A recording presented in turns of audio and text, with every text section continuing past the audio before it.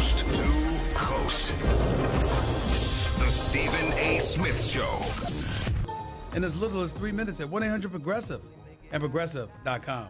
It is my honor and privilege to have my next guest in studio with me, as he is every week. He is the mouth of the South. He is obviously a foremost authority on the world of college football and beyond, as far as I'm concerned, because the man knows his football. There's a few things to talk to him about today. I'm talking about the great one himself, the one and only Paul Finebaum. How are you, buddy? How you doing? Stephen, it is a highlight of my week to be here. Well, you know, I appreciate that. Thank you so much. I want to veer left a little bit and get away from college football just for a second, because you're a thoughtful individual. You speak on a lot of these different issues, and you've seen what happened with Daryl Morey in China. You heard LeBron James speaking about it, etc. You know, you've got a lot of people who are clamoring for him to speak out. And one of the things that I always have an aversion to is society's quickness to call upon young athletes, even though he's not young himself. He's like 34, 35 years of age. Not young in terms of sports parlance, but calling upon athletes to do things that you don't call on executives to do at all. It really rakes my nerves. Tesla does business. Nobody's called on Elon Musk. You know, Apple does business over in China. Our government does business over in China. But my God, if LeBron James doesn't speak on this issue, Paul, I don't know what we're going to do with ourselves. What are your thoughts about all of that? Stephen, I've been reading all the tweets and the articles all morning, and there is a mob rule in this country. And you and I used to be on that side of the fence, and we know how it works. You sit around a newsroom, and you hate everyone who makes money. You hate everyone who is successful, because my first job, I made $145 a week. Right. You probably weren't making a whole lot more. You came a few years later. Right. I understand it. I mean, listen, you can't be a sports writer and not understand the mentality. But LeBron James is a businessman, and I clearly understand his approach. I'm not 100% sure why he said anything. If you look at Michael Jordan, if you look at Tiger Woods, they never really spoke out. They just kept their mouth shut. They kept to themselves, and therefore they didn't invite criticism. Michael Jordan, the famous line about that he offered many years ago. Republicans buy sneakers, yeah, too. Exactly. And so I don't. Yeah, that's where LeBron and I may disagree a little bit. If he hadn't said anything, if he hadn't been critical, then I probably would have been in a better position with him, because I happen to know Tim Cook, the chairman and CEO of Apple, and he has not only nuanced China as one of his biggest customers, but he's nuanced the president of the United States, who could do tremendous damage to him and that relationship, because he's tried to get along. And I'm all for that. I mean, this is I asked Tim Cook one night. He happens to be an Auburn graduate. That's how I met him. I said, where is the world going? He said, we live in a global society. He said, you can't depend on the United States. Our biggest consumers, in addition to this country, are Great Britain, India, China, and other companies around the world. So you do have to get along. You just can't be that little, this is not, we're not in the neighborhood anymore where you're throwing rocks at your neighbors. We don't, I know you and you know me. We probably have strong disagreements with the way communist countries run, but that's not necessarily germane to this issue. So my only beef with LeBron is why he chose to go down that road. By doing that, he opened himself up for some criticism, although maybe, and you may know more than I do, but maybe he was thinking he would close the door. Unfortunately, he opened the door wide open. What were your thoughts, real quick, before we cap this conversation? What were your thoughts about, him calling Daryl Morey misinformed? I took it and interpreted it as, how China does business. Right. You've been involved in doing business with China in the past. You had to have some kind of indication as to how they could react to such a thing, just a mere tweet, because this country very, very well. And so for you to put out that tweet that way and to act as if you're oblivious to the potential consequences and ramifications that will come our way while we were still there, I don't know if the word misinformed is what LeBron meant to say, but nevertheless, he definitely took a shot at Daryl Morey, and I can't say I disagree with him. I'm with you on that. And listen, everyone knows or has known what was going on here for a long time. And for an executive with one of these precious franchises to do that really did not make a lot of sense. I mean, for all of the critics and and I really say the word those on the left or in the right, because both sides are being critical right now. To come down on anyone for being critical is ridiculous. By the way, the GM of the Houston Rockets knows the difficulty of this relationship. Just like Stephen A., I go to a college campus every weekend. I may think the coach is a moron. Mm-hmm. I mean, and some of them are. Yeah. But I also know we have relationships, and I mean, I'm not going to just walk on a campus and go, "Your coach is a loser and he ought to get fired." I realize I have plenty of forums to say that at the appropriate time, mm-hmm. and I think all of that mentality is applicable here. I'm a big believer. I mean, no one's a bigger believer than you in expressing your opinion and coming down hard on what you think is right and wrong. But what has changed? And I think with social media today, you better be circumspect. You better know what you're doing as opposed to just tweeting because you rolled out of bed and feel like, oh, I saw something on TV and I need to give my opinion on it. Mm-hmm. His opinion on that matter really wasn't that important. And I tell you this, too, and you look at the trolls and folks in the media, some other folks, not trolls, they're not trolls, but some in the media that are, they're encouraging folks, whether it's me, it's you, or anybody else, stand up. Take a stand, whatever. Well, I'm a black man and I'm an American citizen, and obviously I'm a supporter of democracy across the globe. Make no mistake. So anybody that doesn't have a democratic society and they're a dictatorship, a communist country, whatever, I certainly am averse to that.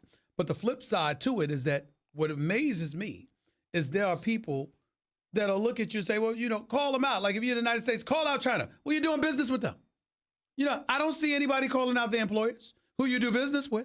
I don't understand that. I don't understand this mentality that you have to call out everybody that you disagree with. Excuse me, if you got a problem with them, what you taking their money for? Yeah, it goes back to the song from the 60s. Freedom is just another word for nothing left to lose.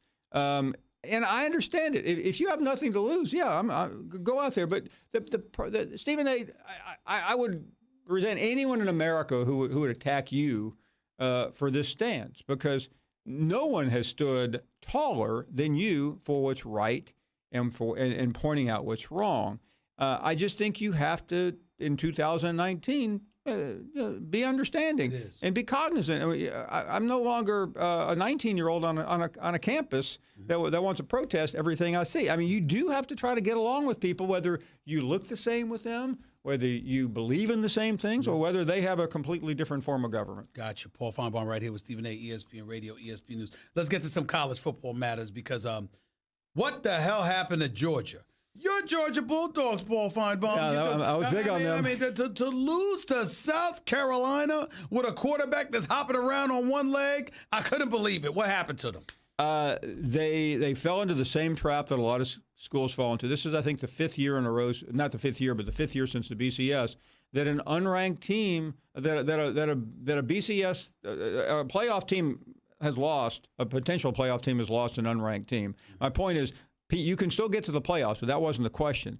They looked past this team. And by the way, they should have looked past them. South Carolina has been dreadful. They lost about 4 touchdowns at Missouri. They lost to North Carolina, but they were an ascending team. They have a pretty good defense, and Kirby Smart made a mess out of the game plan. He has had a tendency to make serious mistakes at the end of the game. Having said all that, Stephen A., they got the best kicker in the country, and he missed 2 critical kicks, right, including the one that would have extended the game. Do you believe, based on what we're seeing, that this has cost them a berth into the playoffs? Absolutely not, for this reason. Now, this is a leap of faith, and I was talking to Dan Orlovsky earlier, who called the game, so he has a pretty good prism into what happened. Yeah, he was calling the game. Yes, I was listening. He did a good job. He doesn't think they have the wide receivers capable, but aside from something minor like that, I say jokingly, if they win out, Stephen A., they're going to the playoffs. Here's why. They got Florida. They have Auburn. Ultimately, they'll get the LSU-Alabama winner in the SEC championship game, and they'll have that, which will be the best win of the season in college football, if one of those are undefeated and ranked number 1 in the country. So the SEC champion, even with a bad loss, is still going to trump. You can't pick the loser of that game over the winner. you can pick the loser and the winner if you want, but you can't pick the loser and not the winner. And so Georgia will go. Paul Feinbaum right here with Stephen A., ESPN Radio, ESPN News. Do you have any issue with LSU elevating the number 2 in the polls after this weekend? No, I mean, I think you can look at the top 4, LSU, Alabama, even throwing in Oklahoma, Clemson. I mean, and you can make a case for either one. I probably would make the least claim for Clemson. And I'm interested in what you have to say, having been there. Yes. You probably know more than I do right now. But you could vote, and there are 4 or 5 schools that are legitimate candidates for number 1. It really doesn't matter at the moment. I think right now we're 2 weeks away from the College Football Playoff Committee. Their metrics would lean toward LSU because of their wins, because of their schedule. But November 9th, which is when Alabama plays LSU, it will settle that. I watched Oklahoma beat Texas 34-27. Interesting game. Jalen Hurts put on the show yet again, 235 yards passing, 131 yards rushing. I think he's the leading candidate for the Heisman. Are you there? Not totally. And I'll tell you why. Jalen Hurts will not be on a big stage the rest of the season. And as a voter, Stephen A., first of all, let me explain the mindset of a voter. All the digital stuff they send out, all the paraphernalia, I could care less. I am going to wake up on the morning of the Monday that I have to vote and vote. And what's going to influence me is what I've seen last, not first. Leonard Fournette won September 4 years ago. He didn't get invited to New York. Now, on the other hand, Lamar Jackson won September and October, and Deshaun Watson won the rest of the season, but minds were set. So I know that's contradictory, but the point is Joe Burrow and Tua will play in the biggest game of the year in college football. And if one shines in that game and then can finish the season, it will affect Jalen Hurts' candidacy. Tua, 27 touchdowns, just 1 interception, completing 73% of his passes, and the Alabama Crimson Tide are undefeated. That was Paul Feinbaum talking right here to Stephen A., ESPN Radio, ESPN News. Let's get back to Clemson because I was there Friday. Thursday night, Dabo took I want to hear about this. Dabo took me and a couple of my producers on a tour of their facilities, nice. First-class, all-world facilities. It's something special to behold, some special things going on in Clemson. They went out there, they handled their business. I had to speak to the team. I had to apologize for picking against them. I heard about that. Yeah, they were laughing at me. They got me pretty good. I tried. I'm just glad my name never came up. Your name did come up. Not during the speech, but it definitely did come up. And here's my position on Clemson, just to regurgitate and reiterate what I said weeks ago where you and I had a difference of opinion in that regard. You're of the mindset that Clemson has not looked great, combined with their weakness of schedule, the fact that they're not going to be playing anybody for the second half of the season. You're like, listen, man, I don't care what you did last year. It's what you do now that counts. I'm of this opinion. If you are the reigning, defending national champions and you are undefeated heading into, the selection for the college football playoffs, you should have a right to defend your crown. That's what I believe about college football. That's how it should be, Paul. Floor is yours. I'll save some of this because I know we're short on time. But your logic is faulty. I'll be kind. For this reason, they spell it out very clearly that they're basing it, that this committee of 12 or 13 people watch game film every week, and then they evaluate, and then they vote. They vote every week. They start from scratch. They don't continue it. If Alabama's number 1, they don't say, okay, Alabama's number 1, who's number 2? They start over. You vote 1, 2, 3, 4, however they do it. And this. It doesn't matter in the NFL, and it doesn't matter. And I realize it's a different, but it's hard to take that out of your. It's like being on a jury. And the guy on trial has killed before, but you can't let that into play. But my argument is you and I are going to know good and damn well that's exactly what people do. You and I know good and damn well if somebody was on trial for committing murder, but it's on the record books that they've committed murder before, we know that's going to count against them regardless of how you're advised by the judge and everybody else. You are to ignore all of that. Don't watch TV tonight. This is what you have to take into it. Nobody's buying that, Paul Feinbaum. I didn't say they were. I'm just pointing out that we come from different philosophies on this. I mean, listen, I'm not saying you're wrong. I'm not saying I'm right because I think it's subjective anyway, and it's a crazy way to pick the college football champion by having 13 people watch game film from 13 different backgrounds. But it's just like Alabama has twice won the national championship, once in the BCS era, once in the college football playoff era. They didn't win their own division. Why? Because they're Alabama. So I mean, there's no way I'm going to come to you and say, "Well, Stephen, you're out of your mind," because it's been done before. But Clemson is of that ilk. I mean, there are 2 schools right now in the country that will get the benefit of the doubt from common sense. But I just think they're going to get in as long as they're undefeated. I am coming around on that. Georgia losing changed that a lot, right? Because the SEC is in deep trouble to get 2 teams in. I got to tell you this. The one team I think is being ignored in all of this is Wisconsin. Agree. In the coaches NAP poll, they're ranked 6th. They just blitzed Michigan State 38 to nothing. They are killing people. I mean, they are annihilating the 2 competition. weeks, they play Ohio State. And they play Ohio State in 2 weeks. Even if that comes down to a nail biter, I would say to you, when we talk about game of the year, everybody's been talking about Alabama, LSU. Ohio State, Wisconsin, to me, is a game just as potent as that one. I agree. I'm with you on that. Now, the one game we haven't talked about yet, and it could be our topic next week, is what happens at Happy Valley. You got Jim Harbaugh back on the scene again, and should Michigan lose this game, they're done. I mean, they're not going to the Big Ten championship. They're not doing anything, and they have Notre Dame next week. So you talk about a 2-week period for Jim Harbaugh. He loses both of these games. Is Michigan going to want to stand by this guy? I don't think so. He's got to – listen, man, at some point in time, he's got to beat Ohio State. Yeah. And you got to beat Ohio State, especially with Urban Meyer gone. I mean, if Ryan Day comes in and just continues where Urban Meyer left off, I think that's an incredibly bad look for Jim Harbaugh. I think Ohio State's playing better without Urban Meyer right now. And I'm not diminishing Urban Meyer. I think he's one of the best coaches – he's the second best coach of the last 20 years. But they are playing looser. They're playing faster. And you asked me this question, I think, the other day on the air. And I asked Kirby Smart this question last Friday. I met with him. I said, "Do you have any regret about Justin Fields?" He said, "No, we blah, blah, blah, blah, blah." But after Saturday, that's the question. Because I guarantee you, Fromm didn't look better than Fields to me. No. Not at all. I want to be very, very clear about that. I watched some of that game. He did not look very, very good to me at all. What are we to make of Florida? They won this weekend, too. They're back. They in the Gators making some noise. The Gators impressed me. Even losing that game, they went toe-to-toe with LSU. They can match them. That's right. And that's where that should concern Georgia when those two meet in a couple of weeks.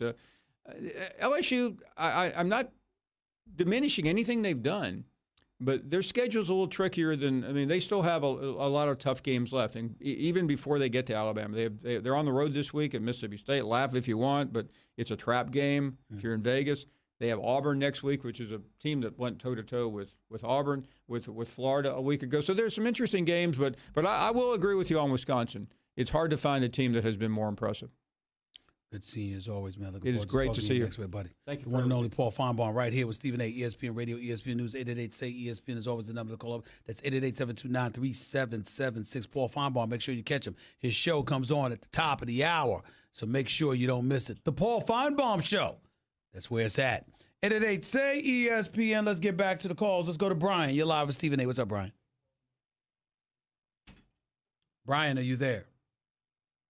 Brian, are you there? Bye, Brian. Nick, you're live with Stephen A. Go ahead, Nick. Nick, are you there? Nick, are you there? Going once, going twice. Oh, well, either they went away or something's wrong with the phone lines. Anyway, we'll get back to that and more in a minute. 888-SAY-ESPN. It's 888-729-3776. You're listening live to the Stephen A. Smith Show, ESPN Radio, ESPN News. By the way, do you have frequent heartburn? Like the kind where you have an acid stashed everywhere in case it pops up? You know what I mean. You keep some in your bag or your desk